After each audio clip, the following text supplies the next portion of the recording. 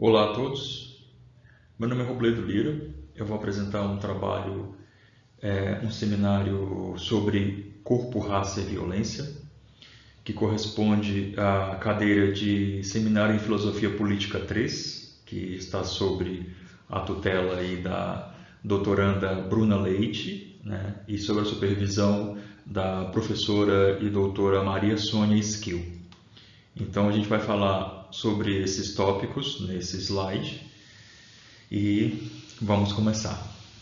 Bom, fazendo uma arqueologia, né, dos primórdios da humanidade, nós vamos descobrir que a violência ela tem um papel fundamental para o desenvolvimento de diversas áreas da evolução humana.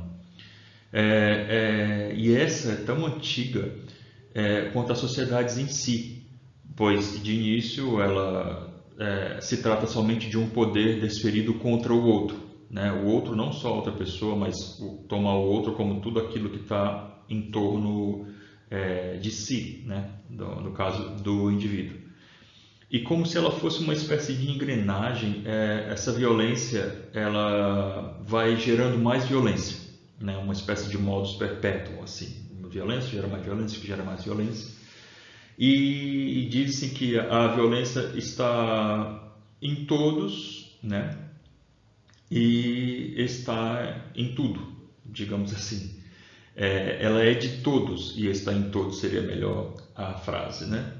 Foi nos primórdios que não existiam correções jurídicas ou lei alguma, né, nas sociedades mais primitivas, que alguns mecanismos tiveram que ser desenvolvidos. E dentre eles, os mais, digamos assim, eficientes, né, estão os rituais e as simbologias que tinham uma espécie de, se podemos colocar assim, um papel de lei nesse processo, né? E aí, mais tarde, já com certa organização, não vamos muito nos aprofundar nesse papel, nessa lei, mas com uma organização social mais elaborada, esses mecanismos eles meio que ditavam o comportamento e as consequências dos atos, né, de quem transgredia e fazia com que o indivíduo ou o grupo pudesse, de certa forma, ser vítima de sacrifício. Não era só um indivíduo que era, às vezes, condenado a um sacrifício, mas, às vezes, toda uma tribo, né? Mas, desses tempos, isso servia como uma espécie de uma medida paliativa, né? Fazia-se isso por um grupo e o outro, vendo aquilo, pensava duas vezes antes de agir de forma violenta, porque sabia que se perdesse ou se acontecesse alguma coisa, aquele grupo poderia sacrificá-los ou fazer aquilo com eles, ou seja, poderia vir a ser vítimas, né, daquela situação. Mas isso, de certa forma, ela não conseguia conter toda a violência, porque se eu fazia isso, pegava alguém e sacrificava em forma de punição, os demais da comunidade não sabiam disso, sabiam que a consequência de quem ia para ali era não voltar mais, mas não sabiam o que acontecia. Então, mais à frente, eles começaram a desenvolver uma espécie de expiação, né? As pessoas agora, os sacrifícios, eles eram públicos, as pessoas agora poderiam ver, poderiam acompanhar, né? Isso gerava duas coisas, gerava medo, né, em quem estivesse pensando em fazer alguma coisa ruim ou cometer algum ato violento, e ao mesmo tempo também gerava uma satisfação, porque quem foi vítima ou família daquela vítima via que estava sendo feita alguma coisa por ele, né? Então gerou essas duas situações. Para contextualizar melhor isso tudo, eu acho que o ato de expiação mais popular de hoje, sem dúvida nenhuma, é a paixão de Cristo, né? A crucificação, que dentro da tradição cristã católica, né? Dentro da liturgia, ela é tido como o ápice, né? O ápice da paixão do Filho de Deus para com os irmãos, filhos dele, né? Porque ao mesmo tempo ele é Pai e Filho e Espírito Santo, que é a tríade, né? Então isso vai se repetindo e vai se atualizando e vai gerando a mesma coisa que gerava na Antiguidade tardia, que é o medo e a satisfação. A satisfação porque agora sabe-se que Cristo morreu, deu a vida por você de alguma forma, né? Por isso a paixão de Cristo e tal. E medo também porque aquilo pode acontecer com você também de alguma forma, ter um sofrimento, e se você não é filho de Deus, provavelmente você só vai sofrer em vão. Então isso vai se atualizando com o passar do tempo. Então toda Sexta-feira Santa a gente tem essa rememoração desse ato, né, por meio da expiação, desse sofrimento pelo qual Cristo passou. Então, em um grande resumo desse início podemos dizer assim,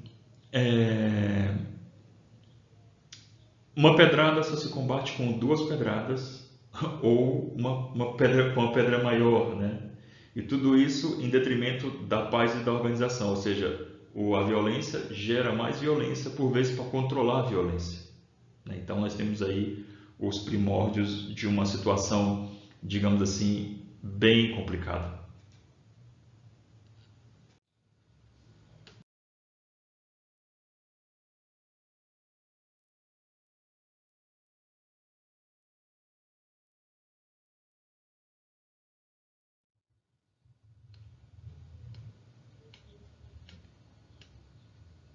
Bom, nós passamos agora para um outro momento, né, e dando aí um salto, né, para mais tarde, digamos assim, por volta do século XVI, por aí. Eu vou falar um pouco sobre um tipo de violência que engloba tudo que é de ruim e nefasto, né, que a gente tem informação até hoje em dia, que é o pior para mim da condição humana, que é a escravidão. E nesse caso a gente vai falar sobre a escravidão do povo negro, né, que aconteceu. Esse tipo de ação ela engloba o corpo, a raça e a violência, que é o tema do nosso seminário, e de certa forma foi o alicerce da nossa sociedade brasileira, né? Não só no Brasil, mas em outros lugares do mundo, a escravidão de pessoas negras tinha um caráter de estrutura social, digamos assim, né? Ou a manutenção desse processo. No Brasil, a escravidão de negros ela tem, digamos assim, muitas raízes e muitas vertentes, mas nenhuma é mais forçada, ou seja, nenhuma é mais forçada, nenhuma tem mais força, digamos assim, do que a realizada, né, assim, entre a Igreja Católica e a coroa portuguesa, o Estado português, né? Essas duas instituições de mãos dadas, digamos assim, foi que fomentou, né, a escravidão como nós a conhecemos, né, dos negros. E foi por meio de várias bulas papais emitidas pelo Papa Nicolau V, duas em especial, né, que é a Dum Diversas de 1452 e a Romanus Pontifex de 1455, e tiveram muitas outras, que dava o Estado português, na época regida pelo rei Afonso V, ele de certa forma recebe e oficializa o poder da coroa, e como dizia uma delas, que é consignar a escravatura perpétua, só isso, consignar a escravatura perpétua de sarracenos, pagãos e qualquer outro tipo de incrédulo, né? Alguns comentadores dizem que a igreja, por meio destas bulas, ela tinha o objetivo somente de combater os muçulmanos, que na época não tinha essa palavra muçulmano e nem islão, eles eram conhecidos como sarracenos, né?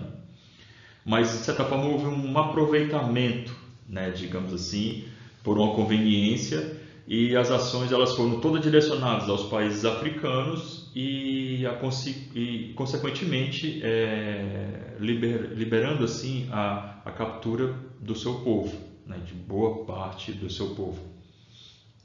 Nós podemos incluir também aqui digamos assim, os que eles chamavam de pele vermelha, que são os índios ou os povos originários, né, em especial aqui do Brasil, né? A gente pode incluir eles nessa história. E eles também foram usados, mas como a igreja tinha o interesse de catequizar aqueles nativos, né, e fazer deles os povos de Deus, eles diziam que os índios eram muito preguiçosos, e não tinham muita força para trabalhar. E assim eles corroboravam, ou seja, dava força para trazer a mão de obra escravizada negra, porque ela era muito mais forte e foi aceita de melhor, né?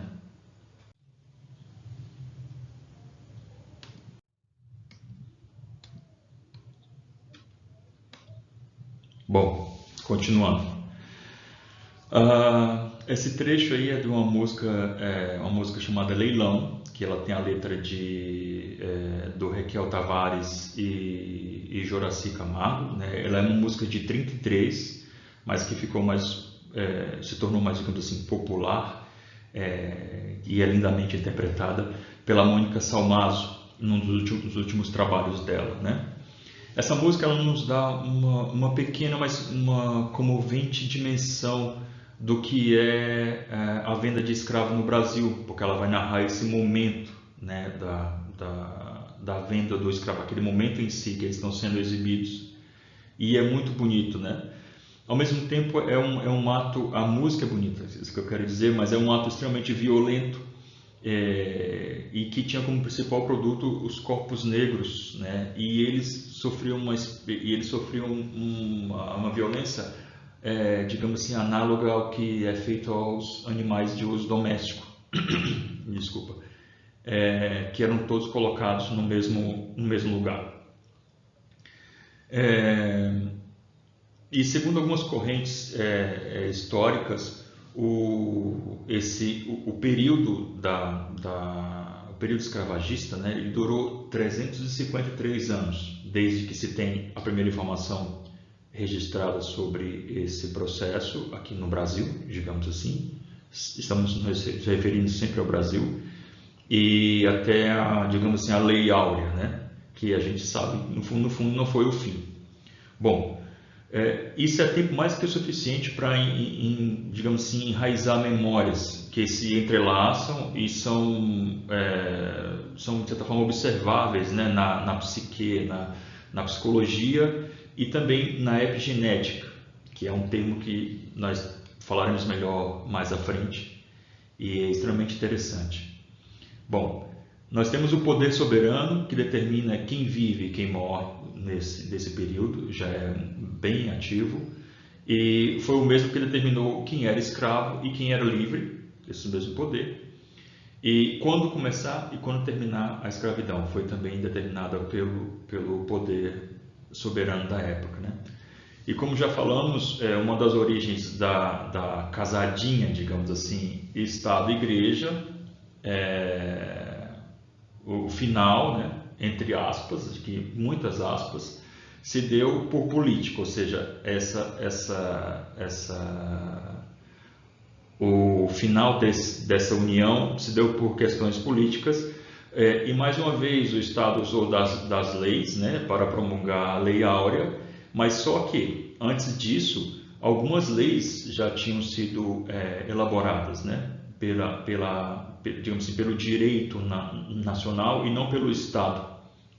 Uma delas é a Lei Eusébio de Queiroz, de 1850.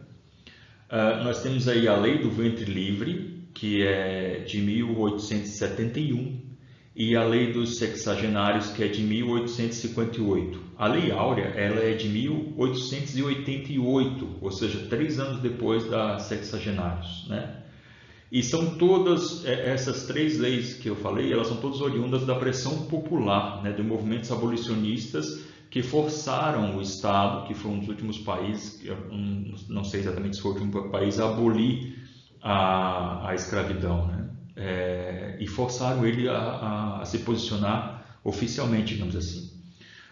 Por outro lado, aqui ao mesmo tempo que foi elaborado uma liberdade para o povo negro, o povo cativo, também se fomentou o começo de movimentos que serão os alicerces do racismo estrutural brasileiro, É aqui que, digamos assim, que começa mesmo, né, a se fomentar o racismo como nós conhecemos hoje, né, estruturado na nossa nação.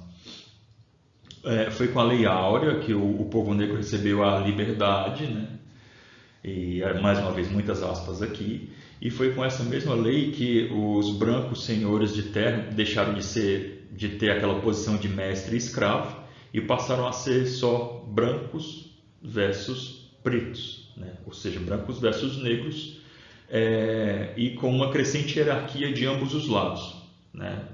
Existiam vários grupos de brancos e vários grupos de negros, mas não teve mais essa nomenclatura de senhor versus escravizado, porque a escravidão não existia mais, né?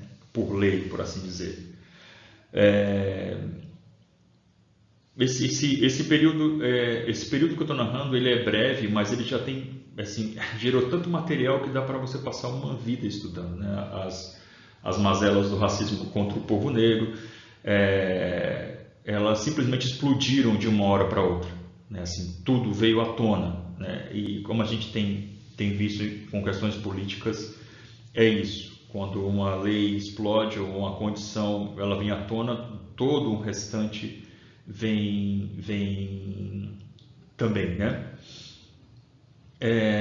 E nesse período, uma das formas mais violentas que o Estado utilizava era de certa forma, era depois da escravidão, só para contextualizar um pouco, depois da Lei Áurea, da noite para o dia, os negros ficaram desamparados, totais, assim, tipo, os senhores simplesmente tiveram que colocar aquelas pessoas para fora, as pessoas na rua. Então não tinham para onde ir, não tinham nada, não tinha documento, nada, somente a roupa do corpo e aqueles que eles conheciam, né, digamos assim. E aí nesse mesmo período, o Estado ele vai tomar as crianças das suas mães, né, muitas vezes não tinham pais, né, e ela vai tomar dizendo, simplesmente por elas serem pretas ou mulatas, porque ela dizia que eram órfãos desvalidos, digamos assim. Só que, mais uma vez, o direito brasileiro, né, boa parte dele abolicionista, ele vai se manifestar e vai, baseado no direito romano e na ordenações, uma lei chamada Ordenação Filipina, ela vai conceder a essas mães, o pátrio poder, que nada mais era do que o direito de criar os filhos por si mesmos, né? Sem pai definido e com aceite da lei, amparando ela, dizendo que elas eram capazes de fazer isso, né? O pós-abolição é um período efervescente, assim, né? Porque muita coisa vai acontecer aí, que surge nesse período que surgem as primeiras comunidades, digamos assim, negras, né? De negros, pobres, né? Desvalidos aí, e isso vai transcorrer, vai seguir até hoje, que vai dar origem às favelas, ao candial, né, como que é chamado na Bahia, as periferias, né, as vilas, como é conhecido lá em São Paulo, e etc. É nesse período que vai surgir esse movimento, né, esse tipo de moradia e esse tipo de questão.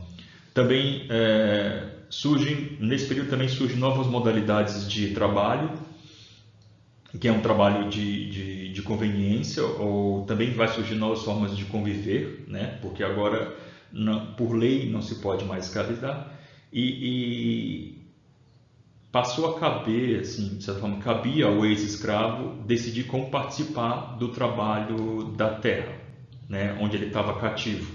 Agora ele podia ir trabalhar e voltar para casa de alguma forma. Mas isso tudo demorou muito a mudar de cenário, né? Muitos senhores de terra não queriam abrir mão da escravatura e aí eram processados, enfim, gerou uma série de coisas. Pois nesse mesmo período eram pensados meios de manter esses trabalhadores nas terras. Então os senhores começaram a pensar como é que poderiam mantê-los lá, né? Às vezes fazendo casa próximo, às vezes fazendo casa dentro do próprio terreno. Eles eram livres para ir e vir, mas moravam lá dentro, tudo isso sem burlar a lei, né? E de certa forma, a liberdade continuou vedada a essas pessoas. Bom, vamos ao próximo.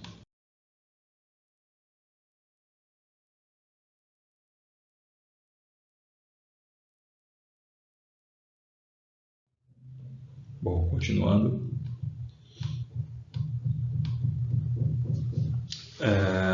Bom, o tempo é curto, né? Assim, tem muita coisa para falar. Nossa, tem muita coisa que eu não vou falar, claro, mas que eu gostaria muito de falar. Mas vamos dando salto aqui, né? Vamos dando salto de época porque a gente contextualiza melhor.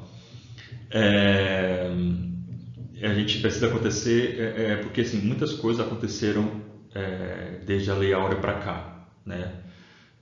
Então vamos para mais perto da gente, assim, para a gente ver os resquícios disso que acontecem até hoje, né? E a gente fez um caminho tortuoso, uma espécie de tortura tortuosa até aqui, né? Em saber dessas histórias todas. Mas a historicidade do pensamento, a maneira de agir e como se fomenta certas políticas é fundamental que nós saibamos até para nós compreendermos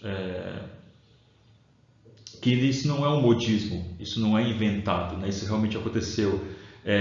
O que ocorre com relação ao corpo, à raça e à violência estruturada que se tornou essa história toda, não só contra os negros, mas contra todo tipo de minoria, né? Em especial os povos negros que estamos tratando aqui. São recortes, né? São retalhos da história, mas eu acho que a gente pode fazer uma colcha bem interessante aí com essas informações todas. Aí nós temos o Foucault, né? E outros antes dele, depois dele, né? Que nos ajudam, de certa forma, a nomear esses pensamentos, esses movimentos todos que ocorrem, né? Para a gente poder se localizar nesse entremeio todo. A filosofia política, em especial o conceito de biopoder, ela vai nos ajudar a entender e de certa forma, a fomentar uma alternativa às estruturas raciais que são criadas, digamos assim, pelo Estado, que por sua vez influencia a cultura, né, do nosso povo. O racismo e essa violência estrutural, elas são muito evidentes, estão aí para a gente ver em prosa e verso e na realidade mesmo, só sair de casa você vai ver isso, né? Que há um genocídio, sem dúvida nenhuma, há um genocídio, desigualdades, nós temos hierarquia de gênero, né? Tudo isso faz parte desse biopoder. São algumas das manifestações dessas estruturas hediondas, digamos assim. Fica evidente no que vimos até aqui que a cor da pele determina as regras e a política aplicadas. Não é tipo, existe só para um e só para outro. E isso é muito antigo. Isso está evidente desde o Brasil colônia. Por exemplo, as taxas de homicídios de pessoas pretas, desde a década de 80 para cá, elas aumentam, digamos assim, de década a década, de 11% a 20%. Enquanto a dos brancos reduz, só aumenta do povo negro, violência contra a mulher, violência contra os povos pobres, né, e marginalizados, é gigantesco. E é tão nítido esse controle desses corpos pelo Estado que somente um ano depois da Lei Áurea, por exemplo, entra em vigor a lei da vadiagem. Tipo, colocaram todos os negros na rua e essa pessoa não tinha o que fazer, não tinham como se sustentar, não tinham documento, não tinham uma ação positiva por parte de ninguém. E aí, um ano depois, o governo faz essa lei da vadiagem, né, em 1889, e que tinha como alvo exatamente essas pessoas. Era uma lei feita por 6 escravos, né, que eram tidos como vadios pelo Estado. É necropolítica também, não tem outro termo melhor que signifique esse genocídio, né, que acontece contra os povos negros e os marginalizados, as minorias, enfim. É uma política que determina quem vive e quem morre, né, que é fomentada pelo Estado e que prioriza os brancos. Prioriza os brancos no sentido de a proteção em torno para os brancos, né? Agora eu acho que a gente vai para um futuro, na próxima slide, ou agora, não sei, vamos ver.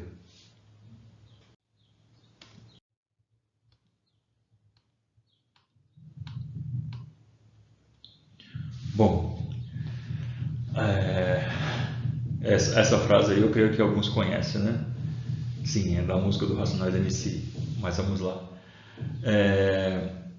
Apesar das periferias e os centros urbanos serem os lugares onde os mais pobres, né, a mão de obra, digamos assim, né, vivem nessas periferias, que é um modelo diferente do americano, por exemplo, ele é um modelo mais sul-americano do que o norte-americano e europeu, né?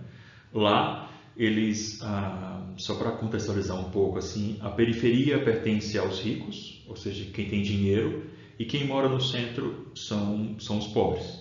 Então as pessoas do centro, elas estão mais próximas do trabalho, né? E a mão de obra está mais próxima do trabalho, e os senhores, os patrões, sei lá, moram na periferia desses lugares, né?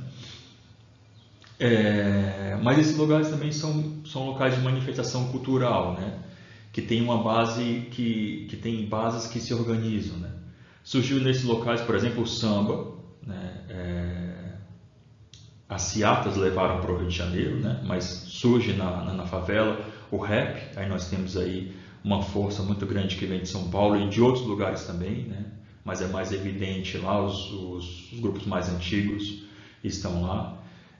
Vertente de arte plástica também surge nesses lugares. O grafite e o picho, apesar de terem origem norte-americana, elas são mais difundidos nesses lugares, e saem grafiteiros, bons grafiteiros e pichadores desses lugares para atuar no centro da cidade, além de dança, né?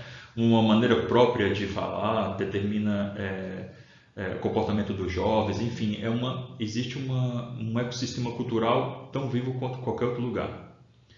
Apesar disso tudo, ainda nós temos as omissões do Estado nesses locais, né? Apesar de terem votos em potenciais por lá, a população periférica, ela costuma não ter o apoio, digamos assim, contínuo das políticas públicas, né? É só por período.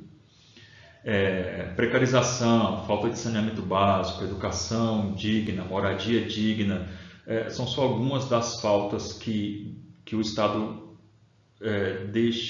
faz com que ocorra nesses locais, né? Que o Estado não participa.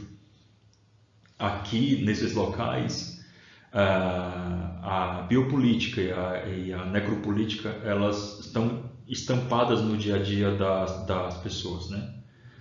Você vê isso em ações truculentas das forças de segurança, por exemplo, ou mesmo a guerra entre facções ali dentro, né, por domínio de drogas e outras coisas mais, que fazem da periferia um lugar com pouca ou nenhuma coerção. Não há, assim. Como diz o Mano Brown, é a lei do silêncio, a lei do cão, talvez, né? Mas como eu disse no início desse tópico, a periferia era fervilha de novas ideias, né? E é de lá que saem também os novos pensamentos, ou os pensamentos antigos dos negros, né?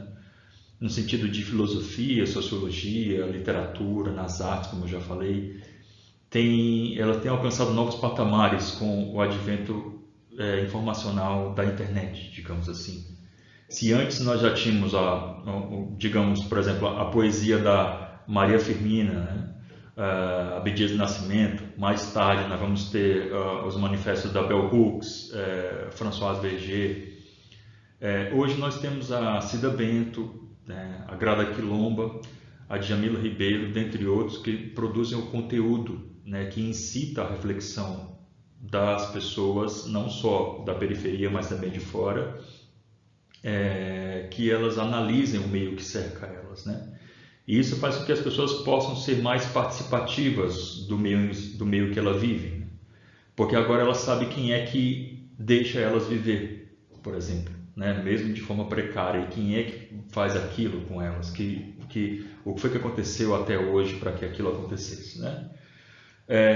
Hoje existe uma miríade de material para você estudar e que faz pensar e que faz com que nós lutemos pelas pessoas que são menos favorecidas, né, e que são vítimas de mazelas, digamos assim, centenárias, né? E que a gente nossa luta, na verdade, é fazer com que isso se torne história e não continue como ato, que é o que tem acontecido bastante, né? Hoje o racismo contra pessoas de pele preta, de outras cores, que não a branca, né? Existe o racismo contra orientação sexual, condição social ou de credo, e cada vez isso é mais identificado e repudiado, porque agora nós sabemos o que é, né, e combatido, mas algo antigo, uma coisa permanece ali, né? É uma espécie de memória-ação, que eu gosto de chamar assim, que ela advém do Brasil escravagista, né? Vem lá de trás. E para juntar as nossas forças, né, o entendimento histórico, filosófico, antropológico, eu trago aqui uma ferramenta que eu falei lá no início do vídeo, que ela é oriunda da biologia, mas que nos ampara em certos estudos, em certas constatações. É a epigenética. A epigenética, digamos, do grego epi, quer dizer a seguir, e genética, que vem de gênesis e que quer dizer origem, né? Então, poderia ser traduzido como algo além da origem, digamos assim, seria o significado de epigenética, né? Esse tipo de técnica, ela mapeia a modificação do epigenoma, que é herdado pela próxima geração, mas que não altera o DNA. Eu gostaria muito de me aprofundar mais sobre isso em termos técnicos, mas nós não temos tempo, então a gente vai seguir adiante. Bom, a epigenética ela tem auxiliado para tentar traduzir como se dá a mudança de comportamento dos povos que vivem na margem da sociedade. Saber o que gera o tratamento que eles recebem, né? O que se modifica nos corpos dele e como isso é passado adiante em termos genéticos. Então, fatores como alimentação, trauma, tratamento hormonal e diversas outras coisas, elas podem desencadear nos filhos ou nos netos dessas pessoas doenças, por exemplo, cardiovascular, diabetes, tornar as pessoas mais suscetíveis à ansiedade, à depressão, por exemplo. E com essas informações, não é complicado imaginar imagina uma problemática de 400 anos, né, para mais de privação, que a violência que é causada pela cor da pele tem causado nessas pessoas, né? A negligência que acompanha ao mesmo tempo foi cada vez mais fez com que os indivíduos fossem cada vez mais privados de política de auxílio, vendo outros serem auxiliados e eles não, fazendo com que um contingente de pessoas se tornassem desalentados, né? E vivessem dos restos dos outros, sem nunca sair dessa condição. Famílias inteiras crescendo, nascendo e morrendo como miseráveis, não é nem pobre, mas como miserável, né? Vivendo do resto que o pobre, digamos assim, produz por vezes, né? E eu fico pensando assim, eu sei disso, imagina o Estado, né? Que também já tem essas informações, né? A esperança e o cuidado, elas são, apesar de serem destroçados pelo Estado, mas existe apoios, né? Assim, existe apoio de instituições populares, de ONGs, né? E tantas outras que também já existiam no período escravagista, né? Os abolicionistas, por exemplo,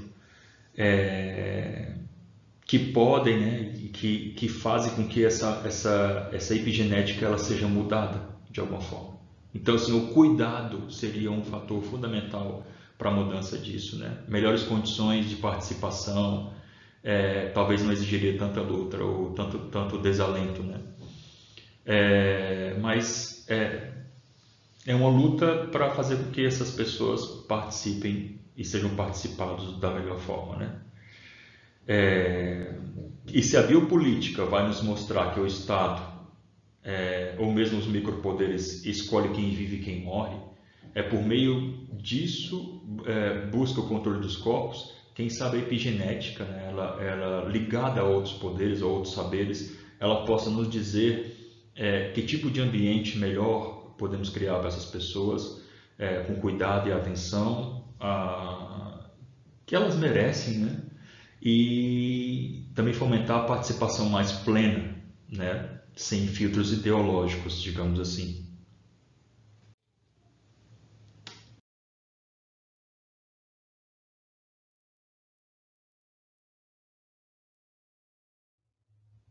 Bom, por fim, e chegamos ao fim, digo a vocês, chegamos ao final da apresentação somente, mas o assunto ele se desdobra, né? Nós vamos falar aí da evolução do controle, né, a utilização dos corpos. A gente falamos muito disso, né, que é com relação à biopolítica e à necropolítica, e passamos por momentos da história em que vimos a base de certas ações corriqueiras, né, infelizmente vimos isso como certas ações corriqueiras, essa questão da violência contra o corpo negro, né?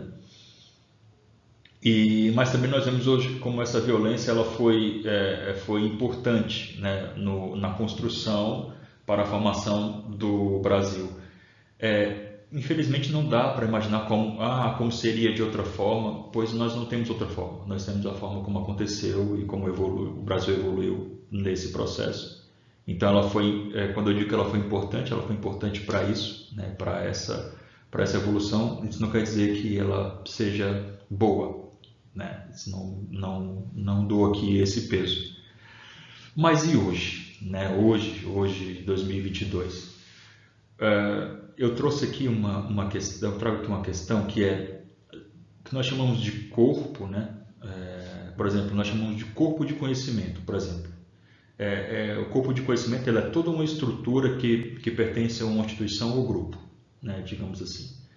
Mas se nós trouxermos para mais próximo da nossa problemática e do que nós estamos falando, nós vamos perceber que, além do nosso corpo biológico, nós também temos um corpo de informação. Cada um de nós tem um corpo de informação, né? E que não está atrelado exatamente a nós, como conhecimento e inteligência. Está restrito a nós, digamos assim. A gente já começou a exteriorizar isso de muitas formas, né? Por exemplo, o que é colocado nas redes sociais ou nas redes de informação, né? Também leva o nome de rede social, ele vai alimentando e gerando um corpo social informacional. E com o desenvolvimento de analogias, né, entre a realidade e o eletrônico, digamos assim, parte da problemática daqui também acaba indo para lá, mas sem leis definidas sobre isso, né? Nós estamos de certa forma engatinhando na legislação das redes, né? Em limites mais visíveis e mais palpáveis, digamos assim.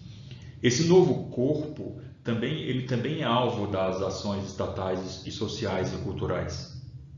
Apesar de ser um corpo de informação na rede, ele também é alvo disso, que por sua vez impacta muito o corpo biológico, né, digamos assim. Os preconceitos de toda a espécie eles são demasiadamente presentes nessas redes, né? E o corpo eletrônico ele é alvo disso e alimenta o corpo biológico. Isso diz que tudo agora ele se potencializa. Imagina, você tem agora dois corpos recebendo esse tipo de informação, esse tipo de insulto, esse tipo de violência, né? São duas vezes atacados, digamos assim. E tudo isso também, de certa forma, fragmenta a luta, pois ela fomenta essa separação da ar de seriedade a certas falácias, digamos assim, né?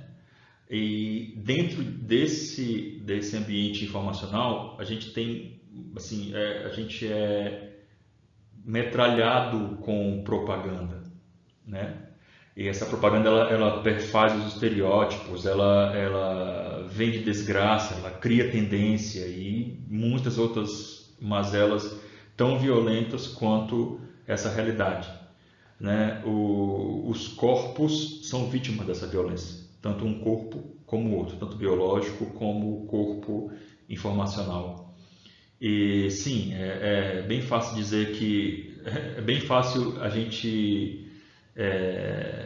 aliás, é difícil dizer quem sofre mais, né? A gente se pergunta, então quem sofre mais? Não dá para dizer quem sofre mais, mas a gente pode dizer quem é que sofre menos. E quem sofre menos são os brancos, né? Com melhor poder aquisitivo, que tem mais popularidade. E na verdade eles manipulam as informações para que todos se compadeçam com as dores que eles forjam de alguma forma, né? Para obter engajamento, a informação, e a gente acaba indo com isso. A gente, eu também me incluo nessa, porque a elaboração do corpo deles é mais assistida do que a elaboração de um corpo comum, né? Mesmo esse sendo virtual. É a estruturação 2.0, digamos assim, né? Que a sociedade cria, mas só que é a evolução de uma sociedade que nunca se corrigiu. Esse é o problema. Nós já levamos para dentro da rede uma sociedade bagunçada, né? Mal estruturada, politicamente falando. E é isso. E eu vou concluindo por aqui, né, o nosso trabalho. Eu espero ter, sei lá, despertado em vocês mais curiosidade sobre os assuntos, né, em especial sobre o biopoder e a necropolítica, biopolítica e necropolítica, que são aí as chaves dos nossos estudos, né, o que fez com que eu chegasse até aqui nessa apresentação. E agradeço a todos, que tenham bons estudos e até a próxima, tá bom? Um abração.